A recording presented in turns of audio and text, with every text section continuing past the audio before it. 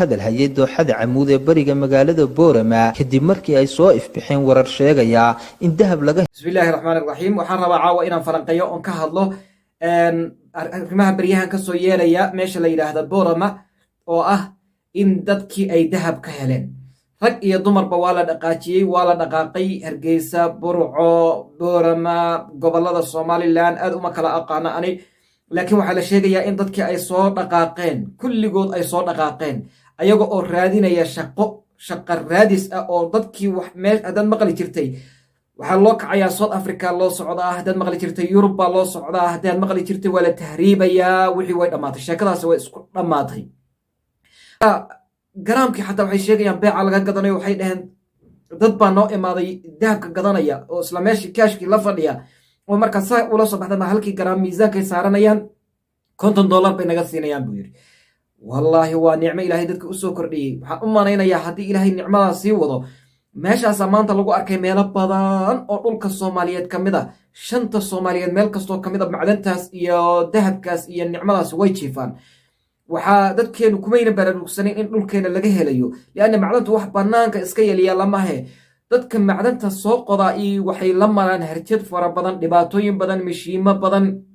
gacmahoodaas aad arkaysaa dadka dahabka qotay cadaanka ayagoo dhiigu ka da'aya ayaad arkaysaa dhibka ay u marayaan iyo qodaalka ay u marayaan iyo mishiimada iyo waxna Soomaalidu waxaan aaminsanahay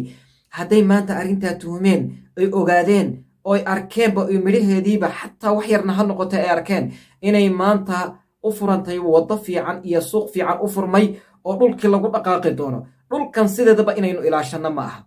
dhulka waa inaynu ilaalino inuu cadawga ka ilaalino laakiin dhulka inaynu aamino shidaalkiisa inaan la soo saarin dahabkiisa la qodin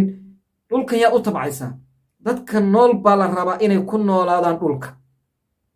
markaad adigu ku noolaateed guriga ka dhistay hanti ka samaysa ee dahabkiisii shidaalkiisii macdantiisii adigu aad ku noolaato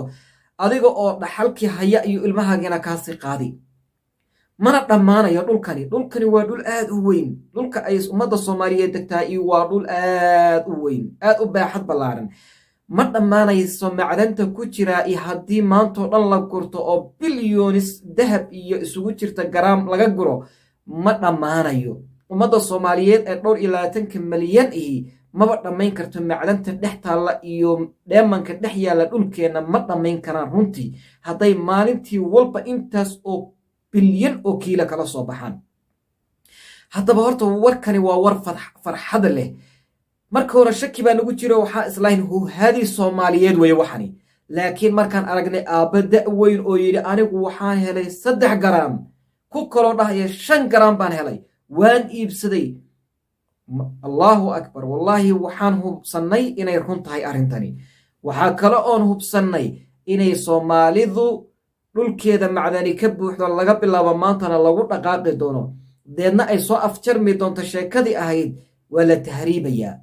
South Africa loo socdaa meel hebla loo socdaa sheekooyinkaasi maalin dhow way soo afxirmi doonaan gabdhihii iyo wiilashii waxay sidaa ugu dhaqaaqeen oo macdanta ka soo guranayaan oo dhulka wax ka soo guranayaan dhulkii Soomaaliyeed oo la aaminsanaa bariga hor inaan waxba laga helaynin oo maanta la aaminay wax waliba inuu dhex yaalo marka waa soo daawateen bal ila daawada odayaasha iyagoo ka sheekeynaya inta garaam ay ka heleen bal ila daawo anigu wallahi waxaan mid galabta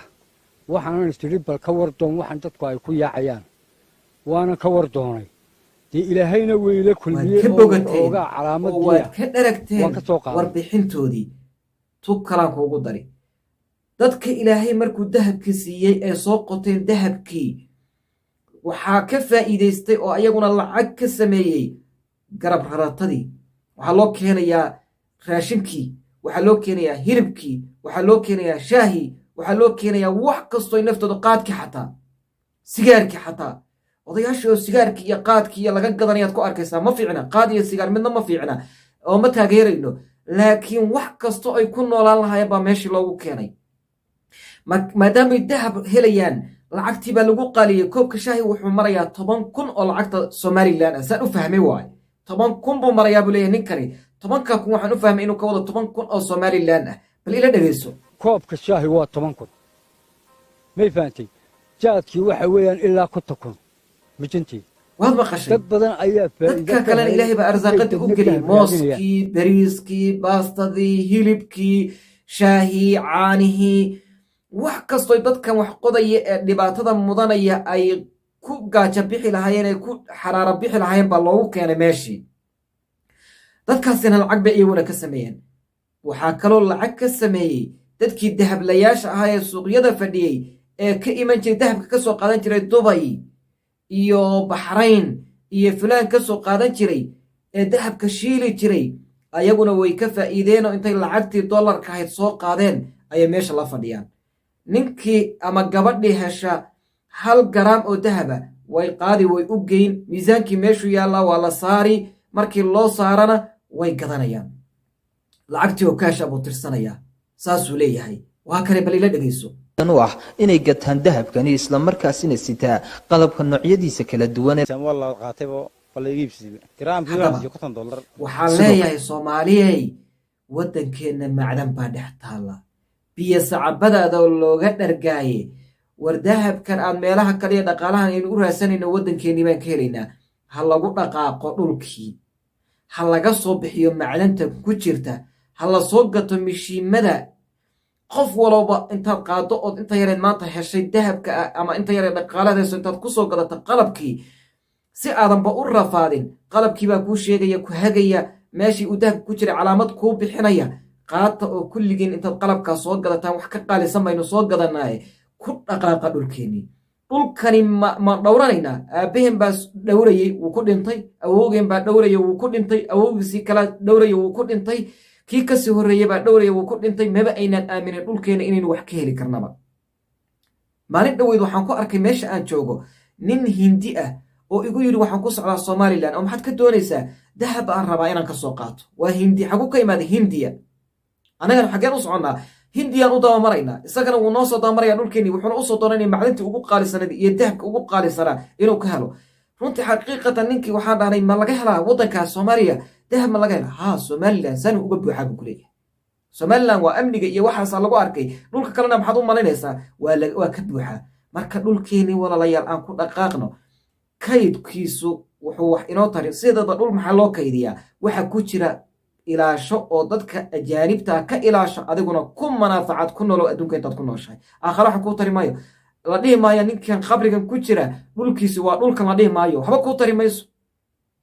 midda kale canugaagi haddaadan adiguba aaminsanayn inaad wax kala soo bixi kartoodan wax kala soo bixin canugaaguna wuxuu aaminay dhulkaniba inuuna waxba ku jirin oo cayriyaho faqiiryaho waxba ku jirin buu aamini maxaa kugu kalifay canugaaga iyo kuusii dhala dahabka ku jira iyo macdanta ku jira ma dhammayn karaan bar oo u soo saar oo adiga markuu arkay uu ka dhaxlay dahabkii aabbahay aan ka dhaxlay waa kan kii awowgii uu ka dhaxlay waa kan markuu yidhaahdo dhaqaalihuu ka sameeyey waa kan guryuhu ka dhisay waa kan dukaamaduu ka sameeyey waa kuwan isagiina wuu ku dhaqaaqaya wax dambe oo tahriib inagaga dhinta iyo magafa dambe wuxuu inaga qabsada la arki maayo way dhammaan sheekadaasi halkaasay kusoo afxidhni anigu waxaan leeyahay soomaaliyay waddo cusub baa furantay haddaad maqli jirteen waddo cusub baa ka furantay oo waxaa loo kacayaa germany waxaa loo kacayaa america waxaa loo kacayaa layn baa furmay layn baa dhulkeenii ka khayr badan wixii baa furmay fiiri maalintii haddii aad 5 garaam hesho ood min $50 siisato welibana hadda waa la isasirayaa maalinka $100 aad siisato lacag intee lag baad heshay wandhayba waxaad ku heshay $500 aad ku samaysay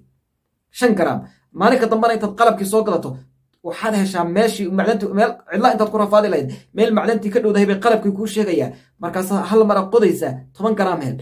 $100 ka samee maalinka kale 20 garaam hel 15 garaam hel maalin baa lacagtaadii kor ha u soo kacdo kuwa maanta 50 kaa siinaya berri intaad il baxdo 100 ka gad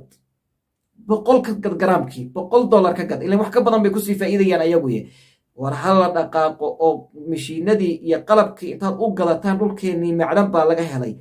welibana meelaha qaarkood oo ahayn waqooyiga meelo ka macdan badan baa la sheegayaa badda biyaha webiyaasha meel kasta ayay macdantu ka buuxdaa ha lagu dhaqaaqo qof walba fiirso filimada iyo meelaha dadka fiidiyoyada ka sameeya dahabka meelaha laga qodo meelahaas deetana aan ka raadino qalabkana gata qalabkii si aydan dhul cidla ammaanto dhan ugu rafaadin qalabkii ku hagayey